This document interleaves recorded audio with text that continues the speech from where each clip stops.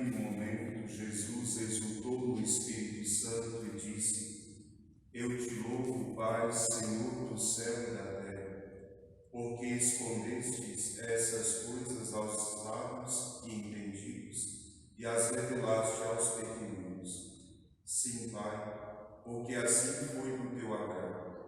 Tudo me foi entregue pelo meu Pai. Ninguém conhece quem é o Filho a não ser o Pai, e ninguém conhece quem é o Pai a não ser o Filho, e aquele a quem o Filho quiser revelar.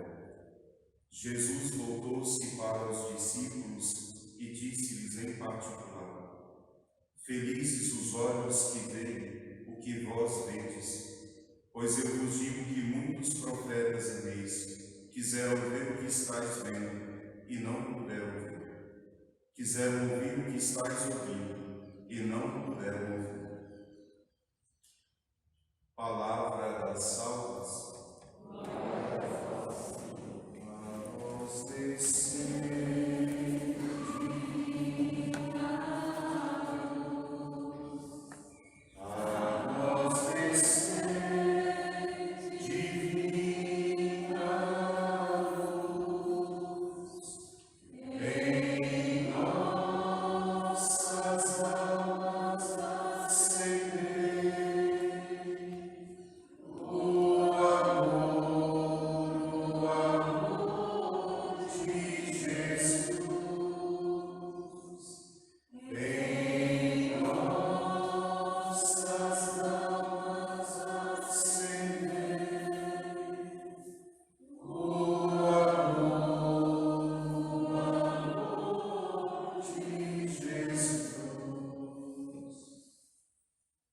Sagrada seja a minha cruz, não seja o dragão meu. Retira-te, Satanás, nunca me aconselhe as coisas vãs.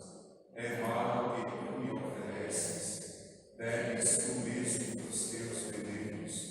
Em nome de Jesus, assim seja. Amém. Com o vosso Filho aumente e abençoai-nos, ó Virgem Maria. Pois eu vos digo que muitos profetas e reis quiseram ver o que estáis vendo e não puderam ver, quiseram ouvir o que estáis ouvindo e não puderam ouvir. Meus filhos e filhas, o grande dom da encarnação do Verbo, Filho de Deus feito homem, foi que os apóstolos que estiveram diante dele, de fato, ou seja, contemplaram uma grande alegria. Foram milênios de espera, não foram alguns dias. Desde Abraão, os patriarcas, os profetas, os santos do Antigo Testamento, aqueles que quase podiam tocar, como o profeta Isaías, na primeira leitura, eles sabem que virá o Messias, mas Isaías escreve, o Messias só chega 700 anos depois que ele escreve. Os profetas, eles experimentavam, exultavam no Espírito, mas não podiam ver nosso Senhor, acreditavam. A maior graça do Antigo Testamento foi a fé dos profetas e dos patriarcas, mas no Novo Testamento a maravilha é poder ver Jesus. Eles viam na carne, e não é verdade que todos viam e acreditavam. Muitos daqueles que viram nosso Senhor, mesmo o sumo sacerdote de Deus, aquele que vivia no templo, dia e noite, celebrando os ofícios, fazendo as orações, nem o sumo sacerdote conseguiu olhar para Jesus e ver Jesus. Ele olhava para Jesus e via um homem de carne e osso. Se nós pensássemos em nós, então, a maior graça que nós temos é poder olhar para o pão e ver Jesus. É poder olhar para a hóstia consagrada e ver Jesus. Eles olhavam para a carne de Jesus e não viam Jesus. Lembrem disso. A fé é um dom dado diretamente por Deus. A quem Ele quer, quando quer, a hora que quer. E Deus dá para as crianças mais pequeninas. Mas existem aqueles que não recebem porque não querem a fé. Aqueles que olham e não veem, como diz nosso Senhor na Sagrada Escritura. No fim, Ele daria um espírito de mentira, o próprio Deus. daria o espírito de mentira, diz São Paulo, na segunda carta aos Tessalonicenses, de modo que aqueles que, olhando, não serão capazes de ver, ouvindo, não serão capazes de ouvir e não poderão crer com o seu coração na verdade que vem de Deus. Deus prometeu, para o fim dos tempos, um espírito de confusão, e muitas pessoas que não amaram a verdade não poderão mais crer. Portanto, crer não é algo da razão, não é algo que a nossa inteligência simplesmente adere, como dizem os protestantes, os espíritas, os maçons.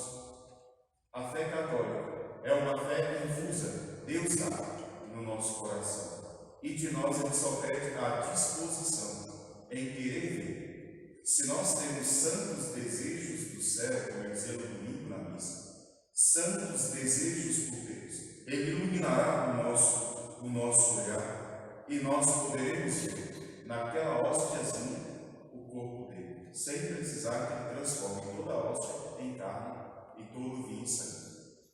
Porque milagres eucarísticos existem, muitos, mas Jesus não precisa fazer isso em cada missa, porque ele deu a fé. Mas pensem vocês que muitos estiveram diante dele, viram as maravilhas, viram os milagres acontecendo e não conseguiram ter. Mesmo o sumo sacerdote de Deus. Se o sumo sacerdote que vivia na igreja o dia inteiro e vivia só para isso não acreditou, mesmo vendo Jesus, por que nós muitas vezes não agradecemos a fé que temos? Não tivemos a graça de ficar 24 horas dentro da igreja, adorando o nosso Senhor. Às vezes é uma visita de 1 minuto, de 5 minutos, mas poder crer que aquele que nós vamos visitar é Deus, que Ele é o nosso Senhor, essa é uma grande graça. E por vezes nós esquecemos de agradecer o dom da nossa fé, o dom de não andar nas trevas, não andar na escuridão, de ter Jesus diante de nós e não ver. Nós suspiramos por Ele e quando entramos na igreja, sentimos a presença dEle, comungamos dEle, como diz os santos, Ele, na verdade, nos assume quando nós comungamos e nos faz sentir que nós não estamos sozinhos e que não caminhamos na escuridão. Por isso, nosso Senhor diz àqueles apóstolos, sejam felizes, porque vocês creem. Vocês estão diante de mim e veem, enquanto muitos estão diante de mim e não enxergam nada, são cegos, são desorientados. Ter a graça da fé é um dom maravilhoso. Aqueles que não a cultivarem a perderão. Aqueles que não amarem a verdade morrerão crendo nas mentiras do demônio. Mas aqueles que acreditaram no Filho de Deus, a esses Ele deu a graça da sabedoria, que é o que diz Jesus no início do Evangelho. Nosso Senhor esconde as coisas dele, dos sábios entendidos, e revela aos pequeninos. Pequeninos somos nós. Ninguém aqui é sumo sacerdote e ninguém aqui é da descendência escolhida.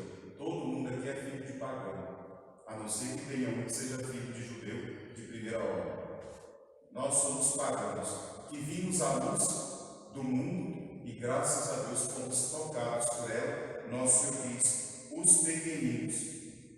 Deus fez isso porque foi do agrado dele, foi do agrado de nosso Senhor se revelar a todos.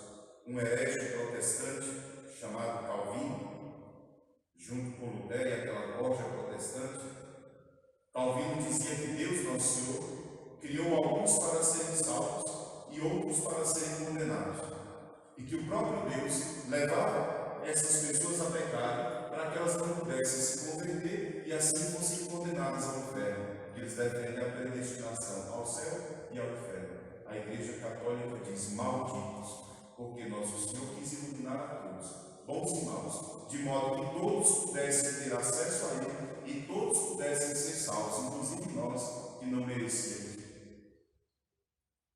Por isso a Igreja Católica apresenta nosso Senhor como a luz que salva e pode salvar a todos, mas se alguém não ama a verdade não entrará nele.